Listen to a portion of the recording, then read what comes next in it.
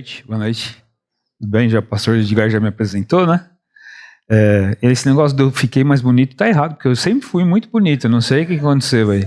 Por isso que ela casou comigo. Vou falar um pouquinho da Refúgio antes, depois a gente começa com a mensagem que a gente vai observar hoje na palavra. A música é legal, mas essa aí não é a trilha sonora da Refúgio, não. Tá funcionando? Ah, não, tá desligado. Tá ligado?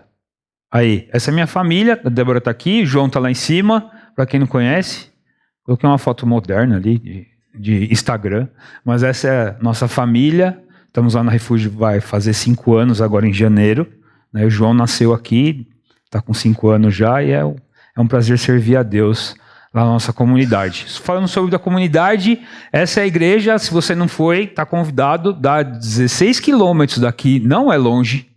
Cultos às manhãs, então, se você vem só no culto da noite aqui, que você não devia fazer, devia vir os dois, mas se você vem só no da noite, vai lá no da manhã lá e visita a gente, vai conhecer a igreja que faz parte dessa aqui ainda, né? O pastor Edgar já deve ter citado, a gente está num processo de emancipação, mas a gente ainda é horto. Né? Eu sou horto ainda, estou no Rod mesmo, espero que não venha na Assembleia, já deve ter me excluído aí, mas eu estou no horto ainda. Né? Então a gente não emancipou a igreja ainda, você faz parte daquela igreja também. Então, quer visitar a gente, pode ir. Aliás, o Rogério falou hoje para eu roubar o pessoal do louvor, né, Rogério? Foi isso que você falou, não foi? Chama o pessoal do louvor para lá. Estão tudo convidados, gente. Pode ir, viu, Ricardão? Vamos lá, mano. Então essa nossa igreja, nossa comunidade tem crescido, Deus tem acrescentado pessoas, tem abençoado mesmo. E eu destaquei aqui embaixo o grupo de adolescentes. A gente não tinha ministério com adolescentes na igreja e esse ano Deus trouxe 15, né? Então agora a gente tem 15, não tinha nenhum, agora tem 15. Eu tinha uns 2, 3, 4 filhos de alguém lá, mas agora tem 15. Então a gente tem tido esse desafio, tem podido ministrar para eles. Deus tem nos dado a graça de cuidar deles, alguns caminhando para batismo, outros se achegaram por causa dos amigos, não tomaram uma decisão por Jesus ainda, mas estão conhecendo ali, estão constantes e tem sido maravilhoso isso, né? E aí, a gente teve o aniversário agora de 16 anos da igreja, agora no final de agosto, último final de semana de agosto, o pastor Joel, lá de Embu-Guaçu, pregou, nos abençoou, né, um amigo próximo ali, e a gente tem sido abençoado, podemos celebrar ali 16 anos daquela comunidade, né, 5 anos que a gente está lá, a gente faz em janeiro, então Deus tem nos abençoado lá. A gente está em constante reforma lá, para quem conhece o prédio, a gente tem muita coisa para fazer ainda, então essa aqui é parte das últimas coisas que a gente fez ali, principalmente essa escada, que é um investimento que a gente fez de corrimão, tudo. Por que eu estou falando disso tudo? Porque a gente tem que adequar o prédio tanto para as exigências da prefeitura quanto para o Instituto ZAL que a gente está montando lá e formando. E aí a gente vai usar o prédio para fazer o atendimento social na comunidade e o prédio tem que ter todas as adequações. Inclusive, num futuro bem próximo, a gente tem que conseguir a plataforma. Eu nem falei de manhã, né? Mas tem que conseguir a plataforma para os 2 andares, para cadeirantes e tudo mais. Lá a gente precisa colocar para fazer os atendimentos da forma correta lá. E esse é o ZAL, a gente faz o ZAL, o projeto ZAL, alguns aqui da igreja já até participaram, é um projeto de atendimento para crianças, recreação e evangelística. É como a gente faz EBF na igreja, só que a gente faz 2 vezes por mês. Né? Todo sábado, 2 vezes por mês, o primeiro e o terceiro sábado a gente faz uma EBF. Lá na igreja. Algumas vezes a gente fez no campo, aquele último lá de cima foi um projeto de missionário de uma semana que a Igreja da Fé fez com a gente. Uma semana não, um final de semana, né, amor? Isso mesmo.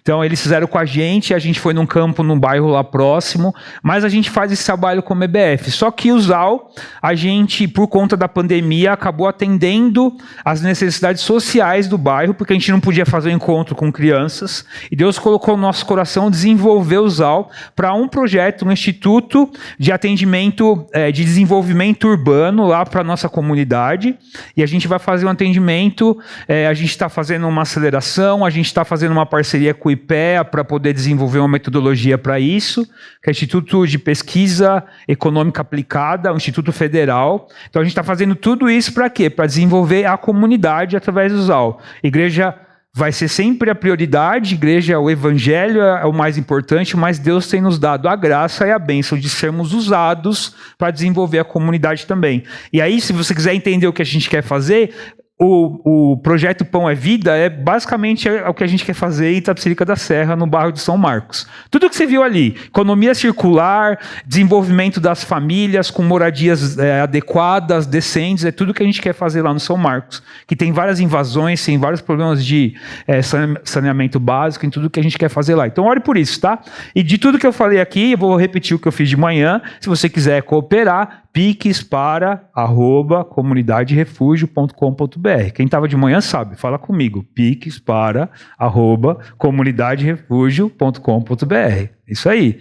Não fala pro seu irmão do lado. Não precisa não. Brincadeira. Então vamos lá. Então é isso que a gente tem feito lá. Deus tem nos dado graça, tem nos abençoado. E você está convidado a participar também, tá? Fique à vontade. Os cultos acontecem domingo às 10 horas da manhã. Você também está convidado a nos conhecer.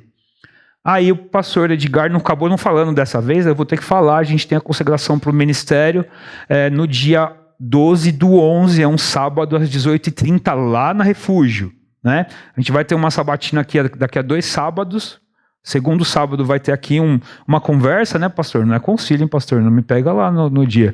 Mas vai ser uma conversa, um diálogo para fazer uma avaliação da minha teologia, né, como pastor. Mas a gente já está com a consagração aí marcada. Tomara que eu passe no sábado, né? Senão eu vou ter que desmarcar, vai passar uma vergonha aí.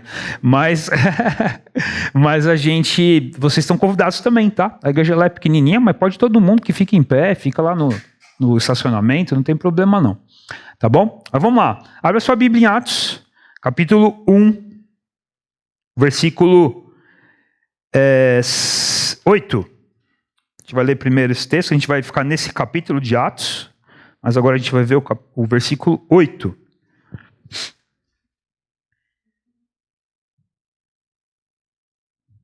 Atos 1, 8, diz assim: mas receberão poder quando o Espírito Santo descer sobre vocês e serão minhas testemunhas em Jerusalém, em toda a Judéia e Samaria e até os confins da terra. Vamos orar? Deus, nós nos colocamos na sua presença para ouvir da tua palavra, Deus, para sermos ministrados pelo teu Santo Espírito.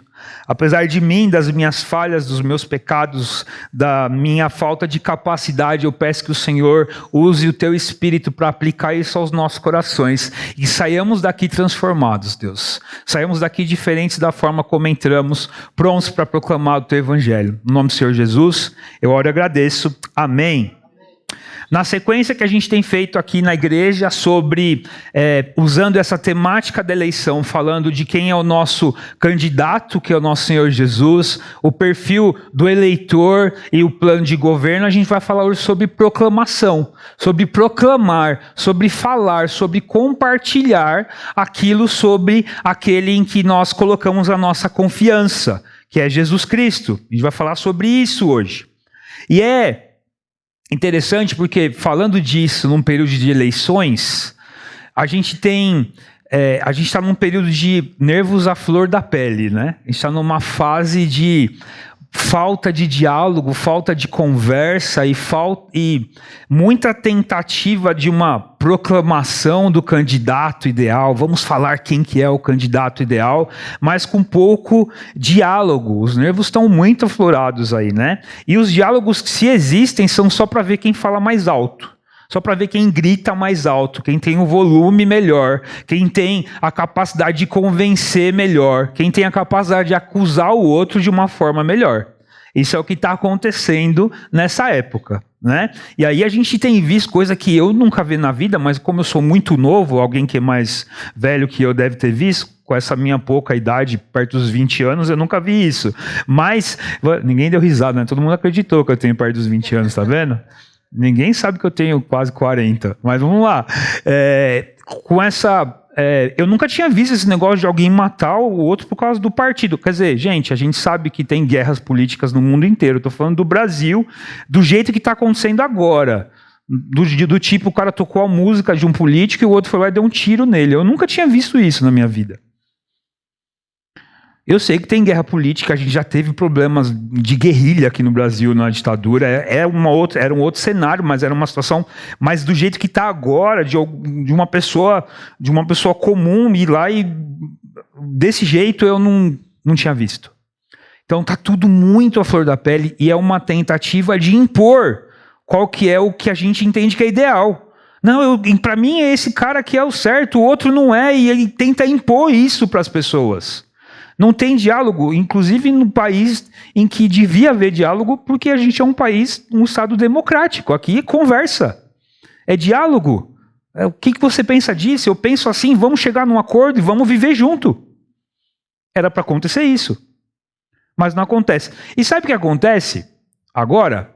A gente também faz isso como cristão muitas vezes. E aí é onde eu quero partir agora. Só queria usar o exemplo do que está acontecendo hoje. A gente também faz isso como cristão. A gente vive, e aliás há uma tendência que começou nos anos 70, isso eu não falei de manhã, é bônus para vocês. Né? Há uma tendência que começou nos anos 70, né? E que é inclusive uma teologia, que fala que todos os governos, eles deviam ser regidos pelo evangelho, pela palavra. Isso chama dominismo.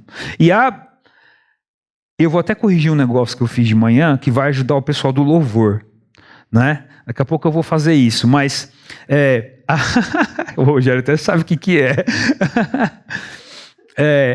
Aí, também dá risada, né? Mas há uma tentativa de acreditar, e eu já vou fazer isso agora, porque eu ia falar depois, mas já falo agora, esse negócio que a gente usa, que o Brasil será de Jesus.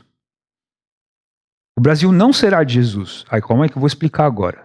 O Brasil não será de Jesus. Não será o Estado brasileiro de Jesus. O Brasil não terá um governo evangélico. Ele não precisa disso. Não é isso que vai transformar o país. Aliás, a gente tem história no final do século XIX, século XX, de primeiros ministros, governos que eram protestantes e os países que eram assim, vou falar por exemplo, Holanda, hoje vive um pós-cristianismo.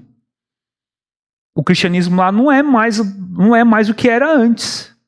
Aliás, eu gosto da palavra que lá vive um pré-avivamento, né? Não é um pós-cristianismo, é um pré-avivamento, porque Jesus vai levantar aquele lugar de novo, a igreja lá de novo. Mas vive uma situação dessa, então o governo não precisa ser evangélico. Então o Brasil, como Estado de direito, não será de Jesus. O que é de Jesus são as pessoas que ele já escolheu, que moram no nosso país, e que ele escolheu eu e você para levar o evangelho e proclamar para essas pessoas. Esses são de Jesus. E esse ninguém vai tirar das mãos dele. Isso que a gente tem que tomar cuidado com isso, com essa tentativa de achar que não, a gente tem que controlar tudo. Isso tem que ser nosso. E aí a gente usa esse argumento para impor o evangelho. O evangelho não é imposto, ele é proclamado. Não tem como eu impor que alguém reconheça Jesus como seu Salvador. Não, o evangelho tem que ser proclamado, tem que haver diálogo, conversa, tem que ser proposto. E aí eu vou contar o exemplo de um conhecido meu, seminarista, ia fazer uma viagem longa, pegou um ônibus, ia viajar 5, 6 horas e sentou no ônibus, seminarista, acadêmico, lendo vários livros de teologia e tudo, e pegou o ônibus e sentou e descobriu que do lado dele no ônibus tinha um professor universitário. Filosofia, sei lá, um professor aqui, aqueles caras. Ele falou assim, hoje eu gasto, esse aí vai sair daqui convertido, vai sair chorando desse ônibus. E aí sentou e ficou 4h30 conversando com o professor lá. Conversou e gastou tudo que ele sabia de teologia e falou, hoje esse homem sai daqui de Jesus. Você vai ver se eu não convenço ele. E aí quando faltava meia hora para acabar a viagem, era uma última parada, meia hora, 1 hora, não sei o que era. Ia parar o ônibus e o professor virou para ele assim, agora eu entendi, rapaz. Agora eu entendi. Você é uma pessoa muito inteligente. Ficou assim. E aí o cara desceu do ônibus para ir no banheiro. Meu amigo começou a chorar praticamente dentro do ônibus. Falou, Deus, o que eu fiz? Eu falei 4h30 com esse rapaz aqui. Eu usei todos os argumentos possíveis. Eu tentei convencer ele. Ele estava errado em todos e eu acertei todos. E eu estou certo. Eu tenho a verdade. Por que ele não acreditou? E aí ele falou que Deus falou assim, fala o que eu fiz com você. Dá o testemunho da sua vida para ele. E aí ele foi lá então, aí o professor voltou, sentou e falou assim, eu queria falar com o senhor um negócio, queria te contar a minha história. Ele contou a história dele em 20 minutos e aquele professor se converteu, aceitou Jesus. O evangelho não é imposto. Eu não devo fazer alguém engolir o evangelho. Não é com argumentos teológicos, não é porque eu tenho a verdade, porque eu realmente tenho a verdade. Se eu vivo o evangelho e conheço o evangelho, que é o Senhor Jesus Cristo, eu conheço a verdade, então você tem a verdade. Mas eu não faço ninguém engolir a verdade. Não é um comprimido. O evangelho deve ser proclamado, e é isso que a gente deve fazer. Deve ser proclamado. Nós devemos ser testemunhas daqueles que falam do evangelho, aqueles que vivem o evangelho, aqueles que anunciam Jesus Cristo como seu Senhor e Salvador, anunciam aquele que morreu na cruz e morreu por eles. E é isso que Lucas faz no começo de Atos. A gente vê aqui no começo de Atos, que é uma continuação do livro do Evangelho de Lucas. A gente pode colocar os dois ali, fazer Lucas 1 e Lucas 2, alguma coisa parecida com isso. A gente vê Jesus nos propondo, no final do Evangelho de Lucas, capítulo 24, ele colocando, ele nos ordenando, vocês vão anunciar, vocês vão falar, tanto em Lucas como em Atos, e a gente viu aqui no versículo 8, né, vocês vão ser as minhas testemunhas, vocês vão falar, vocês vão receber poder, vocês vão ser capacitados, eu estou chamando vocês para a proclamação do Evangelho. E essa proclamação ela é baseada em 3 coisas, a gente vai ver nesse capítulo 1 aqui de Atos. Baseada na autoridade de Jesus, é sobre o reino dele, é sobre ele, e é num tempo presente, é no nosso tempo. E a gente vai ver como é que Jesus nos explica aqui tudo isso, ou como Lucas nos apresenta essa verdade sobre Jesus aqui, através dos últimos momentos de Cristo com seus discípulos. Só para você entender um pouquinho do contexto aqui do capítulo 1 de Atos, tá? Capítulo 24 de Lucas, Jesus ressuscita, as mulheres vão ali no nome, né?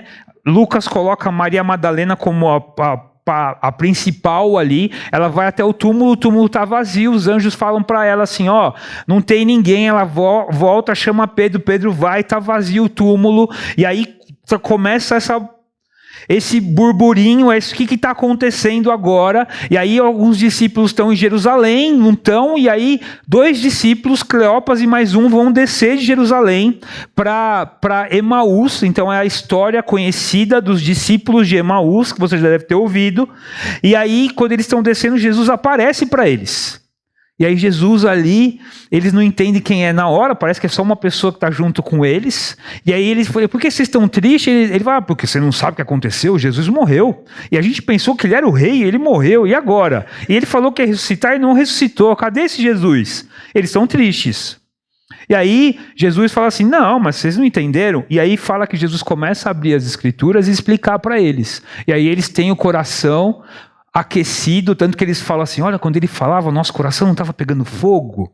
Então eles têm um coração aquecido pelo Santo Espírito de Deus, e eles entendem quem é Jesus, eles vão falar com os discípulos, de repente Jesus aparece no meio dos discípulos. Depois Paulo fala no capítulo 15 de 1 Coríntios que Jesus apareceu para 500 pessoas, e todos viram Jesus.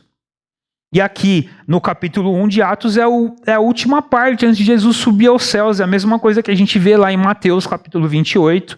Antes de Jesus subir aos céus, a ascensão de Cristo. A gente está vendo aqui Jesus dando suas últimas orientações. E Lucas começa narrando isso. E a primeira coisa que Lucas fala, que inclusive é a base do livro de Atos, é que tudo que acontece ali são os atos de Jesus, porque é baseado na autoridade deles. Aliás, se na sua Bíblia está Atos dos Apóstolos, fica à vontade, eu já fiz numa Bíblia minha isso, em vez de colocar Atos dos Apóstolos, coloca Atos de Jesus, ou Atos do Santo Espírito de Deus, Atos do Espírito Santo. Porque é Jesus que vai fazer. E aí, Lucas está narrando aqui, falando assim, Isso tudo que a gente está falando aqui é baseado em Jesus. Toda a proclamação do evangelho que acontece aqui é baseada na pessoa de Cristo, na autoridade dele, em quem ele é. Nada aqui é porque alguém fez alguma coisa, mas é porque Jesus fez. Tanto que ele começa no versículo 1, aqui do capítulo 1, já falando assim, ó, Teófilo, escrevi a respeito de tudo que Jesus começou a fazer e a ensinar, até o dia em que foi levado aos céus, depois de ter dado instruções por meio do Espírito Santo aos apóstolos que havia escolhido. Depois do seu sofrimento, Jesus apresentou-se a eles, deu-lhes muitas provas indiscutíveis do que estava vivo, apareceu-lhes por um período de 40 dias, falando-lhes acerca do reino de Deus. Certa ocasião, enquanto comia com eles, deu-lhes esta ordem: não saiam de Jerusalém, mas esperem pela promessa de meu Pai, da qual falei a vocês, pois João batizou com água, mas dentro de poucos dias vocês serão batizados com o Espírito Santo. Tudo que a gente vê aqui nesses primeiros 5 versículos vão falar da autoridade de Cristo, que é o conteúdo de tudo que Lucas vai falar sobre Jesus em Atos até o final. Tudo que os apóstolos vão falar, vão pregar, vão defender a sua fé perante todos os governantes que eles forem apresentados, você pode ler Atos inteiro, eles vão falar de quem? De Jesus. Tudo, em todos os momentos. Por quê? Porque tudo que Lucas vai falar daqui para frente, tudo que ele vai narrar é baseado em quem Jesus é, na autoridade dele. E tudo que os apóstolos proclamavam, tudo que os discípulos proclamavam era sobre Jesus. Não era sobre alguém. Você não vê, e inclusive quando isso acontece, eles são corrigidos, alguém falando assim, não, eu vim aqui falar de Paulo. Paulo é muito importante para o evangelho. Não tem isso em Atos. Quando isso acontece, Paulo repreende, que uns falam que sou de Apolo, sou de Paulo, e aí Paulo fala, não, a gente tem que ser de Jesus. Isso não acontece, porque tudo o que acontece aqui é baseado em quem Jesus é. É baseado nele, na sua autoridade. Lá em Mateus 28, 18, fala, toda a autoridade me foi dada sobre os céus e sobre a terra, portanto vão e façam discípulos. É baseado na autoridade de Cristo, em quem ele é. É baseado na palavra de Cristo, tanto no capítulo 24, quanto aqui nos versículos, no versículo 2, fala assim, ó, depois de ter dado instruções por meio do Espírito Santo, lá no capítulo 24 a gente vê Jesus explicando sobre ele para os discípulos de Emaús nas Escrituras, explicando para os 11 sobre quem ele é através das Escrituras. Tudo que acontece aqui é baseado na palavra de Deus. A autoridade com que nós proclamamos o Evangelho é em Jesus e nas palavras dele. É através disso. Não são as minhas ideias. O conteúdo da nossa proclamação é o Evangelho, que é sobre quem Jesus é. Não são as minhas palavras. O conteúdo da nossa pregação não é sobre as nossas posições teológicas. Eu não proclamo se eu sou calvinista ou arminiano, qualquer outra coisa assim. Não é sobre isso que eu proclamo. Eu não estou proclamando sobre isso. Isso é importante, eu não estou desqualificando isso. Mas não é sobre isso que eu proclamo quando eu estou anunciando Jesus como nosso Senhor e Salvador. Não é isso. O Evangelho é o poder de Deus para a salvação de todo aquele que crê. Se você ler o capítulo 1 de Romanos, que é onde está esse versículo, o versículo 17, os primeiros 3 versículos é uma descrição sucinta do Evangelho. Quem é Jesus, quem ele fez, como ele morreu, como ele ressuscitou e o que ele traz de benefício para a gente através da morte dele. O Evangelho é isso. Não é teologia. A teologia é acadêmico. O Evangelho é sobre Jesus. E é isso que a gente proclama. A gente ensina teologia no seminário, na escola bíblica, graças a Deus por isso. Para a gente ser maduro e sábio no manuseio da palavra. Tá certo isso. Mas não é isso que convence alguém do pecado. Não é falando sobre isso. Deus vai usar a mensagem do Evangelho através do Espírito Santo para convencer alguém do pecado. Outra questão aqui é que a autoridade com que a gente proclama está no Espírito Santo. É o próprio Deus que coloca autoridade em nós, que é Ele mesmo. Porque a gente vê no versículo 2, Jesus dando instruções, algumas versões falam mandamentos para os seus discípulos através do Espírito Santo. Lá no capítulo 24 de Lucas, a gente vê ele falando assim, vocês têm que esperar, vocês vão receber poder. Aqui no versículo 8 do capítulo 1 diz, vocês vão receber poder quando vier sobre vocês o Espírito Santo. Lá em João 20, que é um texto também que Jesus comissiona seus discípulos depois de ter ressuscitado, o texto fala de uma forma poética.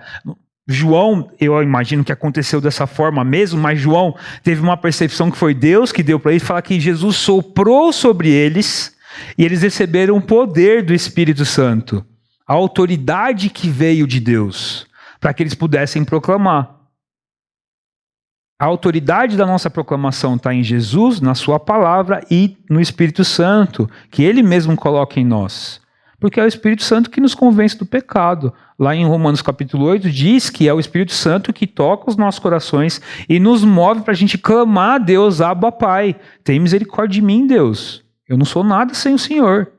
O dia que você aceitou Jesus como seu Senhor e Salvador, saiba que antes o Espírito Santo foi lá e te deu aquele empurrão que você precisava, assim, aquela cutucada que sem o Espírito Santo não ia funcionar. Você não consegue, nós estamos mortos em nossos pecados e delitos sem Jesus. Morto não levanta a mão para segurar a mão de ninguém. Nós precisamos do nosso Senhor Jesus Cristo para nos mover através do teu Santo Espírito. Aliás, aqui nos textos que a gente está lendo, a gente vê que eles só entendem quando o Espírito Santo abre o entendimento deles. Eles estavam com Jesus na frente deles, eles só entenderam quem era Jesus quando o Espírito Santo foi lá e abriu o entendimento deles. A autoridade também está no Evangelho, no conteúdo do que a gente prega. A gente vê aqui Lucas falando para Teófilo, quem é esse Jesus, Teófilo, que eu estou falando?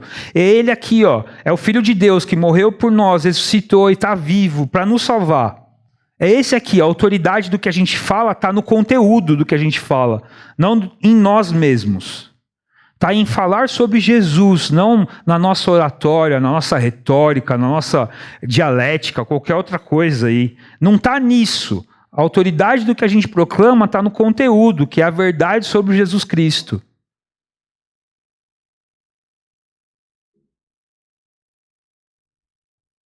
Nós devemos proclamar, nós devemos ser testemunhas, é nossa responsabilidade, mas a autoridade de tudo isso, e se a gente fala alguma coisa e há algum resultado, é porque é Jesus que está falando.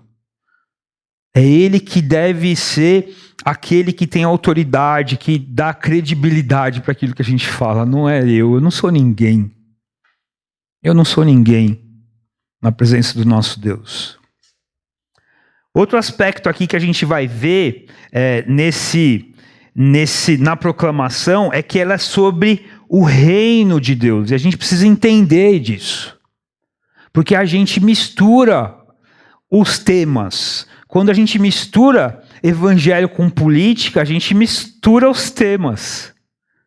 E era que, inclusive, o que os discípulos fizeram aqui. Eles viraram para Jesus, no versículo 6, e falaram, então os que estavam reunidos lhe perguntaram, Senhor, é nesse tempo que vais restaurar o reino a Israel? Sabe o que eles estão falando aqui? Eles não estão falando do reino de Deus, do poder de Deus reinando sobre todas as coisas. Eles estão falando de um rei político.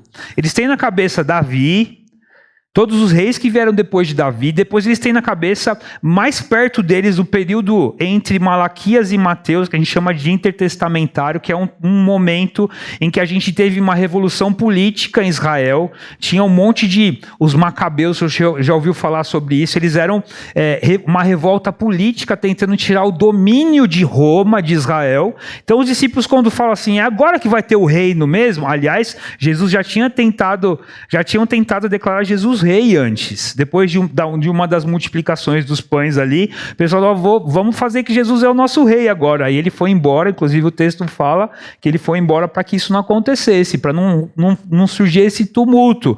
Porque Jesus depois fala perante Pilatos que o meu reino não é desse mundo. Se fosse, eu já tinha resolvido isso aqui. Não é assim que é o meu reino. E aí os discípulos chegam aqui para Jesus e falam assim: Senhor, é nesse tempo que vai restaurar o reino em Israel? O reino político? E aí Jesus já corrige aqui, ó. Ele respondeu: não compete a vocês saber os tempos ou as datas que o Pai estabeleceu pela sua própria autoridade. É legal aqui que tempos e datas são duas palavras diferentes. Uma é o tempo do relógio e a outra é a hora certa, o momento certo. É o tempo perfeito. É que você deve ter ouvido essa palavra, que é a palavra kairos. É um momento propício. Então Jesus fala assim: ó, vocês não sabem nem o tempo que é no relógio, vocês não sabem essa data, e vocês nem sabem quando vai ser a melhor hora para isso acontecer, porque esse reino não é desse jeito aqui. Não é um momento político. Não é algo que você pode medir com uma régua e falar assim. Isso aqui, essa exclusividade disso, né, a autoridade disso está em Deus. A autoridade está nele. É um reino que não tem a ver com o reino presente, terreno. É o reino de Deus, reinando soberano. É Jesus sentado no trono, porque toda a autoridade foi dada para ele sobre os céus e sobre a terra. É o que Paulo fala em Efésios: ele está sentado no trono dos céus, sobre todas as coisas. Tudo está debaixo do domínio dele. Deus colocou tudo debaixo do estrado dos pés dele. Agora ele reina soberano no universo. Não é esse reino que a gente está pensando. Não é esse dominismo, essa tentativa de governar através do cristianismo a terra. Não é isso que Deus vai fazer. Aliás, se ele quisesse, ele já estava reinando aqui num trono. Jesus já tinha vindo, mas ele está falando que ele vai desfazer isso aqui, vai fazer novos céus e nova terra. Não vai ser desse jeito. Ele vai reinar aqui mesmo, mas vai ser tudo novo. Não é agora, não é desse jeito. O reino presente de Cristo, físico, quando ele voltar, não vai ser assim. Ele não vai sentar lá no trono do Brasil. Ele já está sentado no trono do universo. Ele só vai descer e vai estar aqui entre nós, continuando com o seu reino.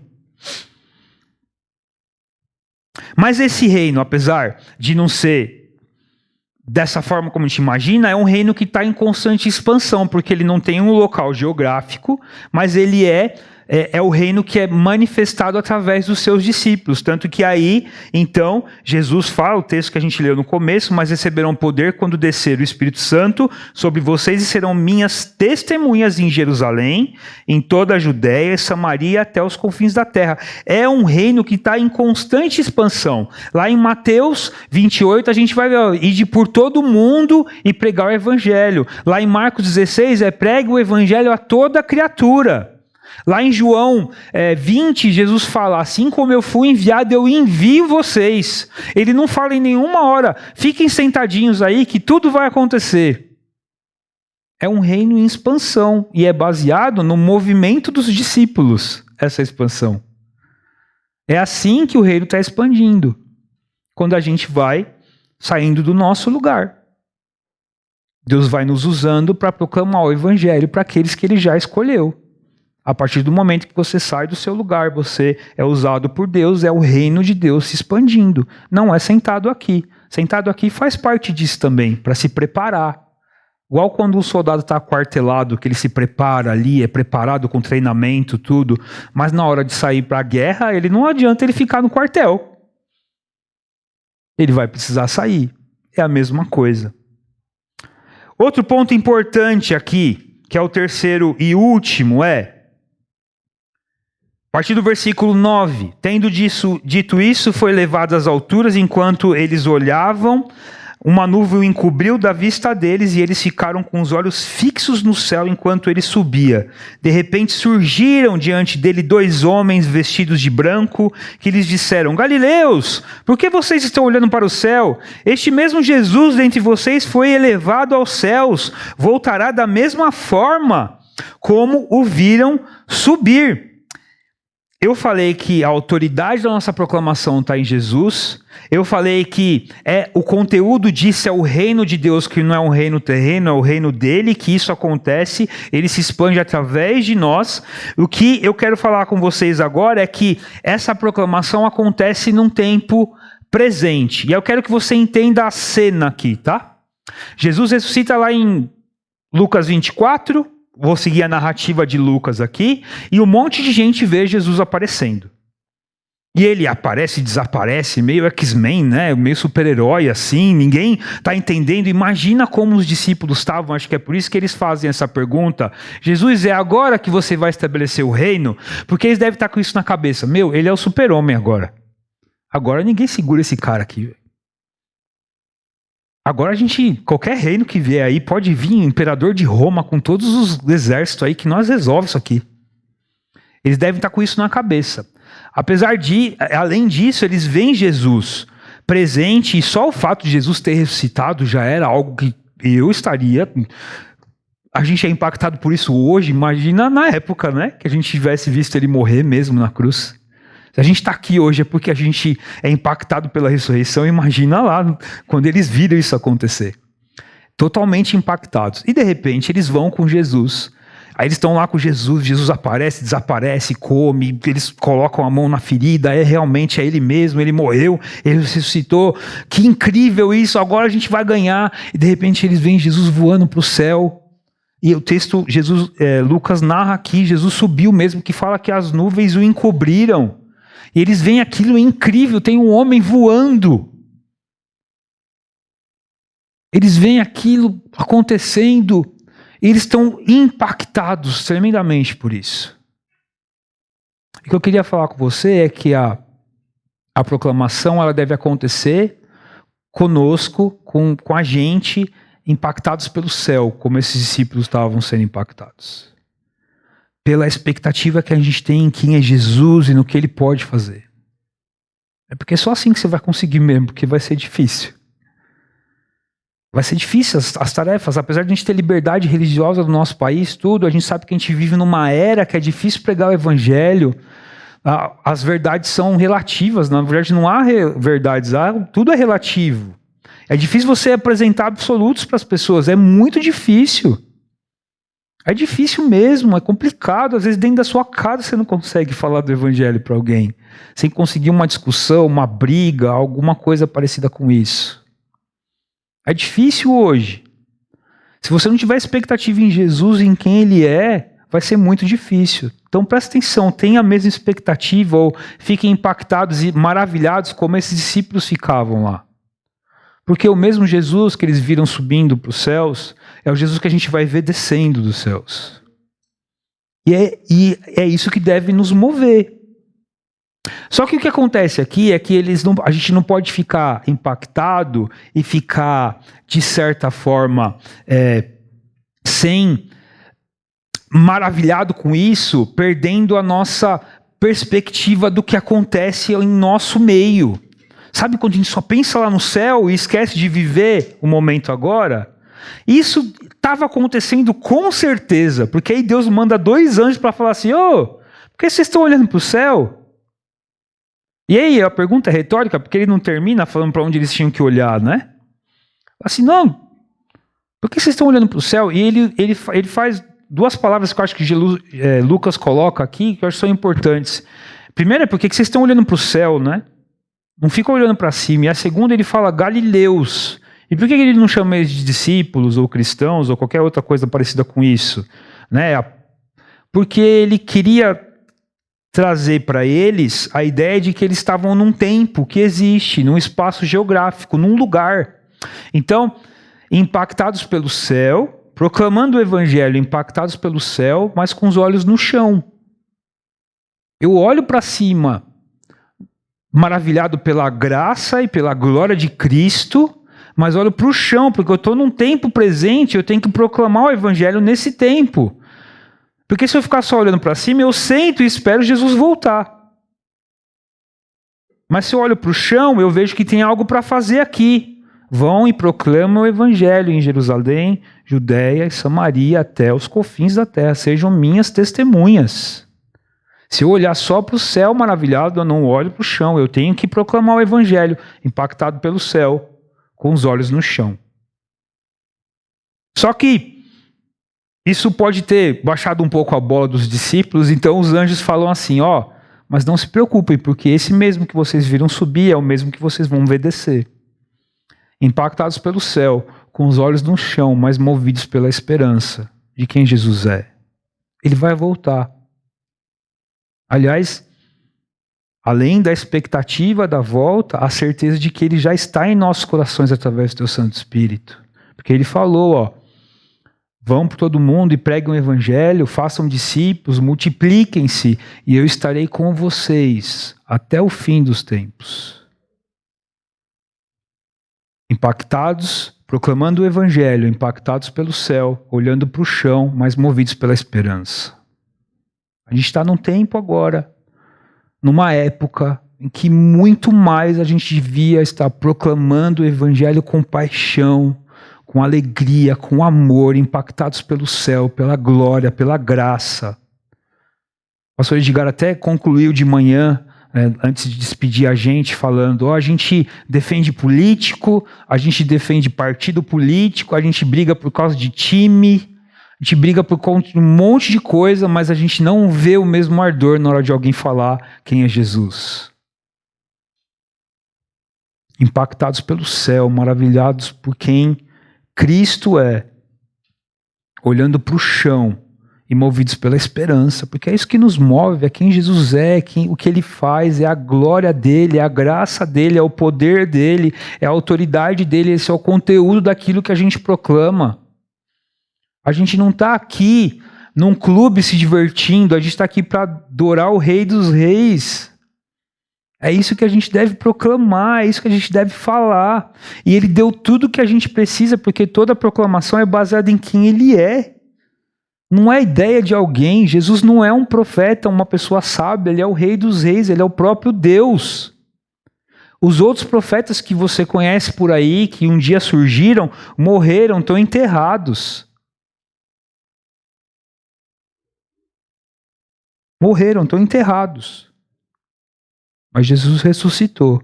Isso é um fato histórico, não é conto. Isso não é historinha para alguém dormir. É verdade. E é com base nesse Deus que a gente tem autoridade para falar, porque a autoridade vem dele. Então proclamem o evangelho, impactados pelo céu, olhando para o chão, movidos pela esperança. E como é que você vai fazer isso?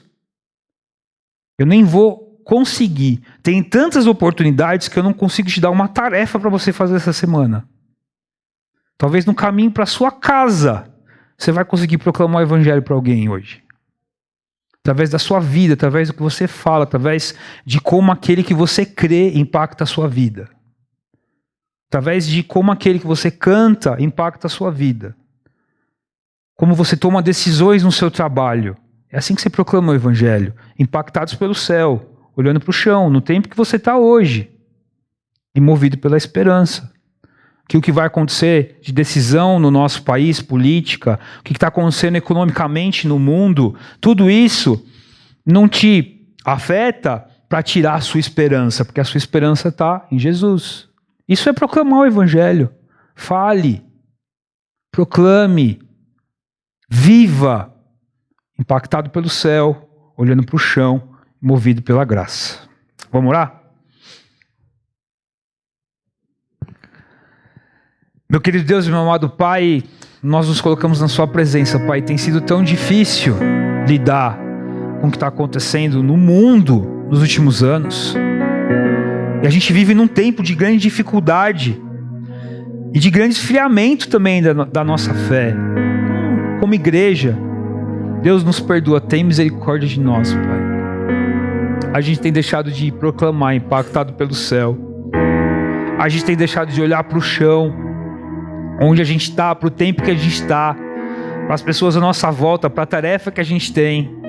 E a gente tem deixado de ser movido pela esperança em Jesus, Pai. A autoridade do que a gente fala, do que a gente proclama está em Jesus, não está em nós. O conteúdo é o próprio Cristo. O poder vem de Jesus Cristo, através do teu Santo Espírito. Nada está em nós. A verdade é sobre o reino do Senhor, sobre a sua graça, sobre a sua glória, sobre o seu poder. Não é a nossa verdade. Deus nos move a proclamar o Evangelho, impactados pelo céu, olhando para o chão, à nossa volta, e movidos pela esperança em Jesus Cristo. Deus não nos deixa estarmos apáticos à nossa tarefa, Deus. O Senhor nos chamou para ser testemunhas. Testemunhas nesse texto é uma palavra que também pode nos dizer sobre martírio, sobre sacrifício. Deus nos ajuda a fazer sacrifícios, Deus. Nós temos nos acomodado em nossos lugares e não temos nos movido para proclamar o Evangelho.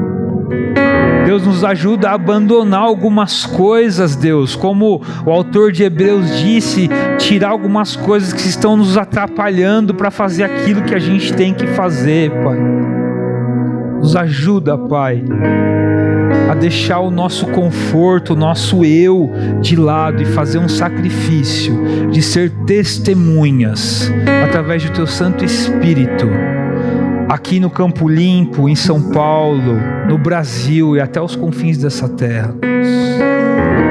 Pai, eu creio que a nossa nação pode ser do Senhor, mas não do jeito que muitos falam por aí. Eu creio que a nossa nação pode ser do Senhor Jesus Cristo, porque nós, através da proclamação do Evangelho, seremos usados pelo Senhor para alcançar aqueles que o Senhor já escolheu, Pai. É isso que é uma nação do Senhor Jesus Cristo. O seu reino não é o reino político que alguns estão almejando, mas é o reino no coração daqueles que o Senhor já escolheu. E é nossa tarefa sermos usados para adorar o Senhor, proclamando o Evangelho para aqueles que não te conhecem, Deus. Nos ajuda a andarmos impactados pelo céu, com os olhos no chão, movidos pela esperança, Pai. Em nome do Senhor Jesus, eu apresento os nossos corações ao Senhor, para que sejam transformados hoje. Amém.